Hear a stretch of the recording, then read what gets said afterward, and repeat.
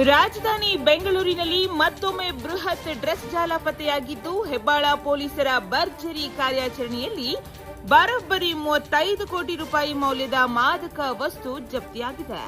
ದೆಹಲಿ ಮೂಲದ ಗ್ಯಾಂಗ್ನ 8 ಆರೋಪಿಗಳನ್ನು ಬಂಧಿಸಿರುವ ಪೊಲೀಸರು ಹೈಟೆಕ್ ರೀತಿಯಲ್ಲಿ ನಡೆಸುತ್ತಿದ್ದ ಡ್ರಗ್ಸ್ ದಂಧೆಯನ್ನು ಬಯಲಿಗೆಳೆದಿದ್ದಾರೆ. ಬೆಂಗಳೂರು ನಗರದಲ್ಲಿ ಡ್ರಗ್ಸ್ ಮಾಫಿಯಾ ವಿರುದ್ಧ ಹೆಬ್ಬಾಳ ಪೊಲೀಸರು ನಡೆಸಿದ ಕಾರ್ಯಾಚರಣೆ ದೊಡ್ಡ ಮಟ್ಟದ ಜಾಲವನ್ನೇ ಭೇದಿಸಿದೆ. ದೆಹಲಿಯಿಂದ ಬೆಂಗಳೂರಿಗೆ ಮಾದಕ ವಸ್ತುಗಳನ್ನು ತಂದು ಮಾರಾಟ ಮಾಡುತ್ತಿದ್ದ ಗ್ಯಾಂಗ್ನ 8 ಮಂದಿಯನ್ನ ಬಂಧಿಸಿ ಬರೋಬ್ಬರಿ 35 ಕೋಟಿ ರೂಪಾಯಿ ಮೌಲ್ಯದ ಡ್ರಗ್ಸ್ ವಶಕ್ಕೆ ಪಡೆಯಲಾಗಿದೆ. ಖಚಿತ ಮಾಹಿತಿ ಆಧರಿಸಿ ದಾಳಿ ನಡೆಸಿದ ಪೊಲೀಸರು ಸುಮಾರು 17 ಕೆಜಿ ಎಂಡಿಎಂಎ ಸೇರಿದಂತೆ ಭಾರೀ ಪ್ರಮಾಣದ ಮಾದಕ ವಸ್ತುಗಳನ್ನು ಜಪ್ತಿ ಮಾಡಿದ್ದಾರೆ.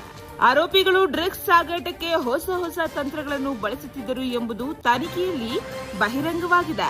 ಟೇಬಲ್ ಹಾಗೂ ಚೇರ್ಗಳ ಒಳಭಾಗದಲ್ಲಿ ಡ್ರಗ್ಸ್ ಅಳವಡಿಸಿ ಗಿಫ್ಟ್ ಪ್ಯಾಕ್ ಮಾದರಿಯಲ್ಲಿ ರೈಲು ಮೂಲಕ ಬೆಂಗಳೂರಿಗೆ ಸಾಗಾಟ ಮಾಡುತ್ತಿದ್ದರು.